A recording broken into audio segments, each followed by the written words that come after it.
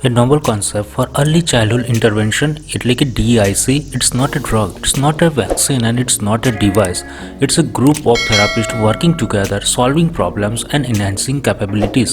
અર્થાત કે તે કોઈ દવા નથી, તે રસી નથી અને તે કોઈ ઉપકરણ નથી. તે થેરાપિસ્ટનું એક જૂથ છે કે જે સાથે મળીને કામ કરે છે, સમસ્યાનું નિરાકરણ કરે છે અને ક્ષમતાઓને વધારે છે, જેવું રિચાર્ડ હાટન તરફથી લેન્સેટ ઓડિટર દ્વારા પ્રસિદ્ધ થયેલું છે. તો દોસ્તો આજે આપણે DIC બરોડા ખાતે એટલે કે SSC બરોડા ખાતે જઈને બે બાળકોની આરોગ્યની તપાસ કરાવવાના હોઈએ છીએ. જેમ આગળ આપણે વાત કરી તે પ્રમાણે DIC બરોડા કે જ્યાં આપણને તદ્દન ફ્રીમાં દરેક તપાસ તથા નિદાન તથા એ સિવાયની જે સારવારો હોય છે તે મળતી હોય છે. RBSK દ્વારા DIC ખાતે એક કોલેબોરેશન હોય છે કે જે આપણને તદ્દન ફ્રીમાં બધી સેવાઓનો લાભ મળવાનો હોય છે. આગળ જોઈને જોવાના છે કે આ બે બાળકોને આપણે કઈ કઈ વધારાની જે સારવાર છે તે પૂરી પાડવાના છીએ. સો ફાઇનલી આપણે DIC એટલે કે SSC બરોડા ખાતે પહોંચી ગયેલા છીએ. વાત કરી રહ્યા છીએ કે RBSK હેઠળ DIC એ ખૂબ જ જરૂરી પ્રારંભિક હસ્તક્ષેપ સેવાઓ પ્રદાન કરે છે, જિલ્લાના સર્વોચ્ચ કેન્દ્ર તરીકે કાર્ય કરે છે અને ખાસ જરૂરિયાતો ધરાવતા બાળકો માટે સર્વગ્રાહી અભિગમ સાથે એક છત હેઠળ વ્યાપક સેવાઓ સુનિશ્ચિત કરે છે અને રેફરલ લિંકેજ પ્રદાન કરે છે. RBSKની આરોગ્ય તપાસ દરમિયાન આરોગ્યની સ્થિતિઓ સાથે મળી આવેલા બાળકોને રેફરલ સપોર્ટ પૂરો પાડે છે. આ સિવાય આ ફૂરડી માટે પ્રારંભિક ઓળખ અને પ્રારંભિક હસ્તક્ષેપ કાર્યક્રમ વિકલાંગતાને ઘટાડે છે અને તેમના જીવનની ગુણવત્તામાં નોંધપાત્ર સુધારો કરે છે. कराना से हम जो 2 बच्चों को लेके यहाँ पे आए हुए थे, तो सबसे पहले हमने DIC डिपार्टमेंट में उनका रजिस्ट्रेशन करवाया. रजिस्ट्रेशन करने के बाद सदगुरु भाई की मदद से हमने SSC डिपार्टमेंट में उनका केस पेपर इशू करवाया. केस पेपर के बाद दोनों बच्चों का वाइटल्स लिया गया, उनकी हाइट वेट की गई और उसके बाद पीडियाट्रिक डॉक्टर्स के द्वारा उनकी जाँच की गई. दोनों बच्चों में से एक बच्चे को डायग्नोसिस हमें मिला है सेरेब्रल पाल्सी, दूसरे बच्चे को हमको डायग्नोसिस मिला है mental retardation and microcephaly also. काफ़ी कॉम्प्लिकेटेड केसेस थे, तो मैडम को बताने को बोला गया पीडियाट्रिक डॉक्टर के द्वारा और हमने मैडम को बताया दोनों बच्चों को. और बताने के बाद मैडम की ज़ुबान से हम सुनेंगे कि इससे बच्चों को हम प्रिवेंट कैसे कर सकते हैं, ऐसी कंडीशन में हम क्या क्या उनको सपोर्ट कर सकते हैं और क्या क्या ट्रीटमेंट हम उनको प्रोवाइड कर सकते हैं वगैरह हम जानेंगे आगे वीडियो में. तो बने रहे हमारे वीडियो में.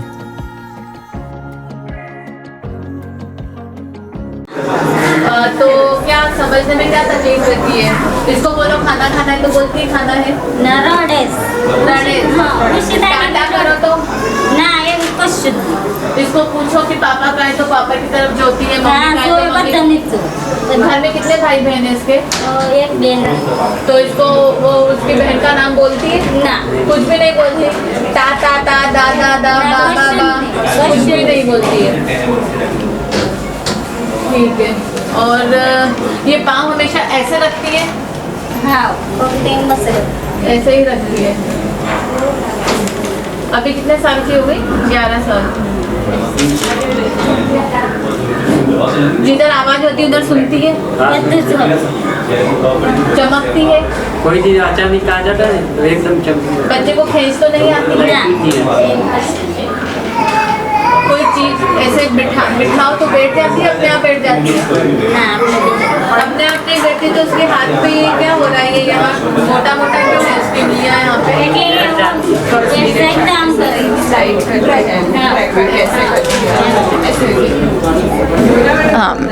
माई सेल्फ डॉक्टर प्रिया गुप्ता. ठीक है, I am assistant professor in paediatric department. I have done fellowship in paediatric neurology also. तो देखो आप अभी जो सारे बच्चे लेके आए बेसिकली सेरेब्रल पाल्सी के पेशेंट हैं, ठीक है ना. तो mostly at the time of the birth या फिर बर्थ से पहले मोस्ट ऑफ द कॉजेज़ होते हैं कि एंटीनेटल, मतलब कि बर्थ से पहले ही मदर के यूट्रस में उनको कुछ ना कुछ प्रॉब्लम हुई, उसके कारण ब्रेन डैमेज हुआ और इसलिए बच्चे ऐसे. नहीं तो बर्थ के टाइम पे सबसे मेन कारण है कि बर्थ एस्फिक्सिया, कि बच्चा रोया नहीं, ठीक है। और उसके बाद भी हो सकता है पोस्ट नेटल, मतलब बर्थ के बाद, जैसे कि आपका बच्चे का शुगर कम हुआ, बच्चे को सेप्सिस हो गया, सीज़र आ गए, सीज़र में अचानक से हाइपोक्सिया हो गया, ये सारा हो सकता है, ठीक है। तो आई विल से कि प्रिवेंशन ज़्यादा बेटर है देन द क्योर, क्योंकि एक बार डैमेज हो गया उसको आप इतना अच्छे से रिकवर नहीं कर सकते। और ये बच्चे हमारे पास आते हैं 7 साल पे, 8 साल पे। ब्रेन की क्या होती है, प्लास्टिसिटी होती है, तो इसलिए अगर टाइम पे भी थोड़ा पहले आए तो थोड़ा बहुत कुछ फिजियोथेरेपी करवा के या कुछ और थेरेपीज करवा के, ऑक्यूपेशनल थेरेपी करवा के हम लोग थोड़ा इम्प्रूव कर सकते हैं। लेकिन इस एज पे करना वेरी इम्पॉसिबल, कि अभी ब्रेन जितना था वो हो गया, ठीक है। ब्रेन प्लास्टिसिटी मतलब कि एक बार डैमेज हो गया तो कुछ ना कुछ वो ट्राई करेगा कि मैं मतलब किस तरह से इस चीज़ को इम्प्रूव कर सकूं, या फिर कहीं रीजनरेशन कहाँ हो सकता है उसके लिए। तो सबसे मेन चीज़ है मैटरनल न्यूट्रिशन का ध्यान रखना है। अगर मैटरनल न्यूट्रिशन प्रॉपर नहीं होगा तो बच्चे का वेट अच्छा नहीं होगा, वेट प्रॉपर नहीं होगा तो कॉम्प्लिकेशंस के चांसेस बढ़ेंगे। तो मैटरनल न्यूट्रिशन बहुत अच्छा होना चाहिए, ठीक है। दूसरा बर्थ स्पेसिंग है ना, ऐसा नहीं कि अभी एक बच्चा हो गया उसी के 1 साल बाद दूसरा हो गया, उसी के 1 साल बाद तीसरा, क्योंकि ऑलरेडी हम लोग देखते हैं कि मदर का न्यूट्रिशन इतना अच्छा नहीं होता। उसके बाद अगर इतना कम बर्थ स्पेसिंग रहेगा तो उनका न्यूट्रिशन वैसे भी अफेक्ट होगा, क्योंकि ब्रेस्ट फीडिंग के टाइम पे भी डिमांड बढ़ रही है ना। तो उनको अगर उस वक्त न्यूट्रिशन नहीं मिला तो कहाँ से बनेगा, जो मदर का न्यूट्रिशन है उसी का तो इशू, उसी का तो लॉस होगा ना। तो उसके लिए बर्थ स्पेसिंग होनी चाहिए। And third is hospital delivery. अभी हर जगह हॉस्पिटल डिलीवरी अवेलेबल है मोस्ट ऑफ द एरियाज़ में, है ना। तो ये हॉस्पिटल डिलीवरी उन लोगों को करवानी ही चाहिए। और कभी कभी ऐसा होता है कि वो हॉस्पिटल आ रहे थे लेकिन बच्चा रास्ते में हो गया, उस केस में भी डिलीवरी के बाद उन्हें बच्चा ज़रूर पीडियाट्रिशियन को दिखाना चाहिए, ठीक है।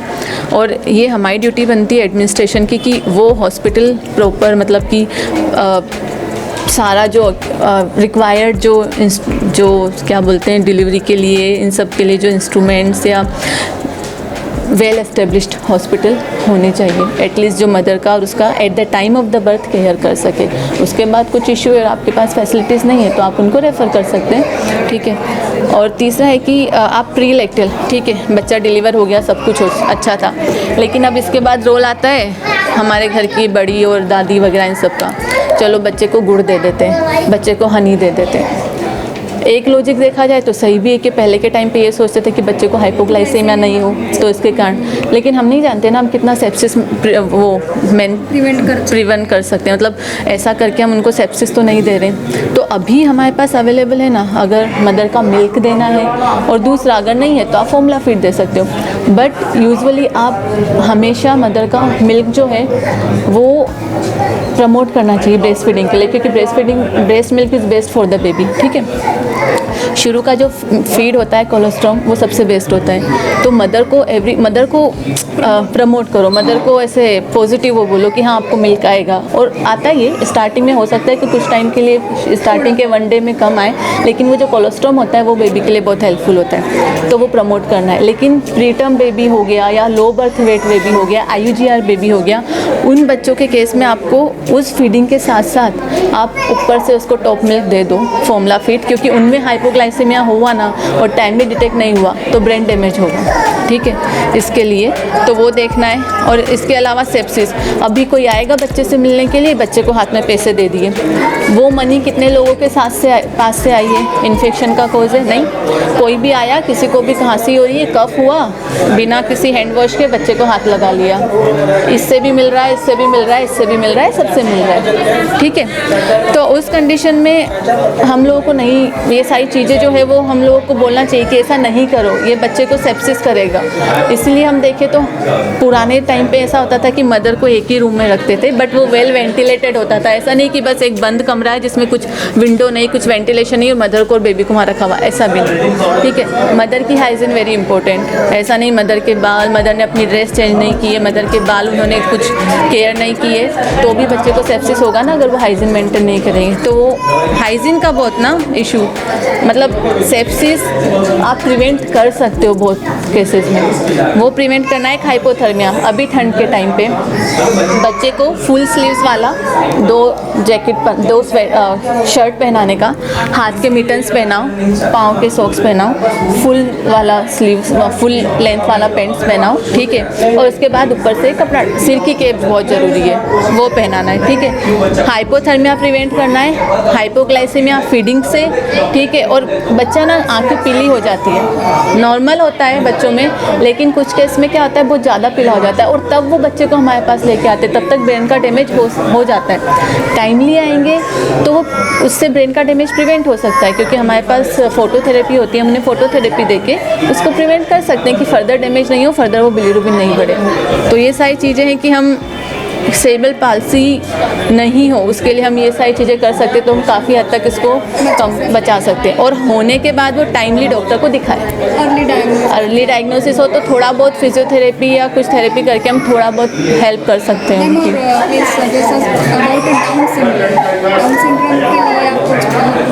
डाउन सिंड्रोम बेसिकली क्या है कि अगर एल्डरली एज की प्राइमरी ग्रेविडा, एल्डरली एज की अगर मदर है तो उस केस में डाउन सिंड्रोम होने के रिस्क बढ़ जाते हैं। बट अभी यंग एज में भी होता है, लेकिन एल्डरली का रिस्क ज़्यादा है, ठीक है। डाउन सिंड्रोम ऐसा है कि एंटीनेटली अगर आप विजिट करें प्रॉपरली तो फर्स्ट ट्राइमेस्टर में आपका USG स्कैन प्रॉपरली होके उसमें नकल थिकनेस और इन सब से आपको पता चल सकता है कि हाँ नकल थिकनेस मोर देन 6 mm है तो हाँ रिस्क है डाउन सिंड्रोम की। एंटीनेटल टाइम पे ही आप बच्चे मदर का जो क्वाड्रुपल और ट्रिपलेट टेस्ट होता है वो करवा लीजिए, ठीक है। उससे भी बहुत सारा पता, हाँ ट्रिपल मार्कर एंड क्वाड्रुपल वो सारा आप करवा लीजिए ट्राइमेस्टर के अकॉर्डिंग कि ये है, तो उससे भी पता चल सकता है कि हाँ मदर को रिस्क है या फिर ओके डाउन बेबी ही, डाउन सिंड्रोम बेबी ही है। और फाइनली आपका एम्नियोसेंटेसिस आता है। बट USG आप कर सकते हैं ना, अगर ट्रेन रेडियोलॉजिस्ट है तो वो आसानी से आपको बता सकते हैं कि हाँ इसमें क्या इशू है, नकल थिकनेस क्या है क्या नहीं है, ठीक है। तो वो है। और उसके बाद डिलीवरी के बाद ऐसा नहीं कि डाउन सिंड्रोम बेबी जो है वो बिल्कुल ही हम बोले कि कुछ नहीं कर सकते, ठीक है। 21 ट्राइसोमी है, उनमें बेसिकली एक थायराइड का ध्यान रखना होता है at the time of the birth. At the time of the birth उनको हाइपोग्लाइसीमिया की रिस्क रहेगी। और दूसरा है कि उन बच्चों को कार्डियक इशू भी रहने के चांसेस होते हैं। इवन बहुत सी बार आपका डिओडिनल जो है वहाँ पर एट्रेसिया होता है तो वोमिटिंग के चांसेस होते हैं। तो अगर बच्चा बेबी बोर्न हुआ डाउन सिंड्रोम, आइज़ जो है ऐसी है एबनॉर्मल सी ना, जो मंगोलॉइड, हाँ, और दूसरा आपका कुछ भी सीमियन क्रीज है, हाइपोटोनिया है बच्चे को, सैंडल गैप है, अगर ऐसा सारा कुछ लगता है तो एक बार आप बच्चे को रेफ़र कीजिए, ठीक है। फीडिंग जो सारे पार्ट हम और बेबी में ध्यान रखते हैं वो तो इसमें भी रखना है। उसके अलावा हम इसको हायर सेंटर भेज सकते हैं पीडियाट्रिशियन को, वहाँ पर बच्चे का TSH और ये सारा जो प्रोफाइल है वो करवा लेंगे। और इनका रेगुलर फॉलोअप होना चाहिए, ठीक है। तो ऐसा नहीं है, ज़रूरी नहीं हर डाउन बेबी जो है मेंटली रिटार्डेड हो, और इतना तो होता है कि वो अपनी खुद की लाइफ बेटर मतलब सेल्फ डिपेंडेंट हो सकते हैं, ठीक है। तो वो हमारे RBS की टीम के लिए आपका कुछ कहना हो, कोई एडवाइस या फिर कोई मैसेज तो? You people are doing very good job. बस ये है कि हाँ अगर आप उनको अवेयरनेस होगी तो वो टाइमली आपके पास आएंगे, ठीक है। क्योंकि अगर वो लेट आते हैं तो हम लोग ज़्यादा कुछ नहीं कर सकते, बट अगर वो टाइमली आते हैं तो हम लोग हो सकता है उनकी कुछ ज़्यादा बेटर केयर कर सकें।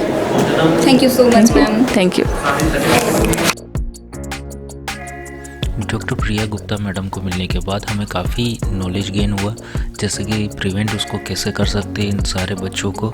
और एडवाइस भी हमें मिली है कि इन बच्चों में हमें अभी फिजियोथेरेपी असेसमेंट करवाना है, इसके अलावा भी ऑर्थोपेडिक असेसमेंट करवाना है, ENT डिपार्टमेंट में दिखाना है, आई डिपार्टमेंट में दिखाना है, और इसका EEG रिपोर्ट भी निकलवाना है। तो अभी हम DIC के डिपार्टमेंट में ही फिजियोथेरेपी जो डिपार्टमेंट है उसमें आए हुए हैं। दोनों बच्चों का फिजियोथेरेपी असेसमेंट हमने करवाया। इसके अलावा IQ असेसमेंट भी दोनों का करवाया कि हम जान सकें कि IQ दोनों बच्चों का अभी कौन से लेवल पे है। और उसके बाद हम पूरे असेसमेंट करने के बाद देखेंगे कि EEG रिपोर्ट में क्या आता है और आपके नॉलेज के लिए कि ये सारे असेसमेंट, सारी थेरापीस्ट यहाँ पे टोटली फ्री ऑफ कॉस्ट है, यानी कि निःशुल्क है। कोई भी चार्ज यहाँ से नहीं लिया गया हमारे पास। और दोनों बच्चों के पेरेंट्स को भी काफ़ी हद तक सेटिस्फेक्शन यहाँ पे मिला हुआ है और उनको भी पता चला कि शायद हम अर्ली एज में आ जाते तो हमारे बच्चों में काफ़ी सुधार ला सकते थे। लेट ही सही, लेकिन हम इनमें सुधार बिल्कुल ला सकते हैं। तो देखते हैं कि क्या क्या सुधार इसमें हो सकता है। EEG रिपोर्ट जो है वो भी यहाँ पे निःशुल्क काशीबा हॉस्पिटल बड़ौदा यानी कि वडोदरा में ही होता है और इन दोनों बच्चों को हम वहाँ पर भी ले जाने वाले हैं। आपके नॉलेज के लिए कि इस टाइप के बच्चे अगर आपके एरिया में है तो जितनी अर्ली एज में आप उनको इस हॉस्पिटल तक पहुंचाओगे, यानी कि कोई भी DIC में स्पेशलिस्ट के पास जांच करवाओगे सही से, तो उसमें हम काफ़ी बदलाव ला सकते हैं। ज़रूरत है थोड़ी अवेयरनेस की। आपको, हमको, सबको मिल के इन पेरेंट्स को अवेयर करना है कि अर्ली एज में अगर ये डिटेक्ट हो जाता है डिसीज़ तो हम इसमें काफ़ी हद तक सुधार ला सकते हैं। तो दोस्तों आज आपने DIC बड़ौदाની મુલાકાત લીધી। અહીં આપણને ન્યુરોલોજિસ્ટ આપણને મળ્યા, પેડિયાટ્રિશિયન આપણને મળ્યા છે। એ સિવાય આપણને ઓર્થોપેડિક ડૉક્ટરનો ઓપિનિયન પણ મળ્યો છે, આંખ વિભાગ, ENT વિભાગ તથા એ સિવાય IQ એસેસમેન્ટ મળ્યું છે, ફિઝિયોથેરાપી એસેસમેન્ટ મળેલું છે। આ તમામ સેવાઓ આપણને આ બે બાળકો માટે મળેલી છે જે તદ્દન ફ્રી ઓફમાં છે। આવા જ ઉપયોગી વિડીયોઝ અમારી ચેનલની અંદર અમે અપલોડ કરી રહ્યા છીએ અને આપણે બતાવી રહ્યા છીએ કે રાષ્ટ્રીય બાળ સ્વાસ્થ્ય કાર્યક્રમ એટલે કે RBS के अंतर्गत આપણે કઈ हेल्थ फेसिलिटीज़નો લાભ લઈ શકીએ છીએ તથા કેવી हेल्थ कंडीशनवाળા બાળકો આપણને જોવા મળી રહ્યા છે। તો જોતા રહો અમારી YouTube channel health and care with me. અને જો આપે ચેનલને સબસ્ક્રાઇબ નથી કરી તો ચેનલને આજે જ સબસ્ક્રાઇબ કરો તથા બેલ આઇકોનને દબાવો। મળીશું આવા જ કંઈક ઉપયોગી વિડીયો સાથે આવતા વિડીયોમાં।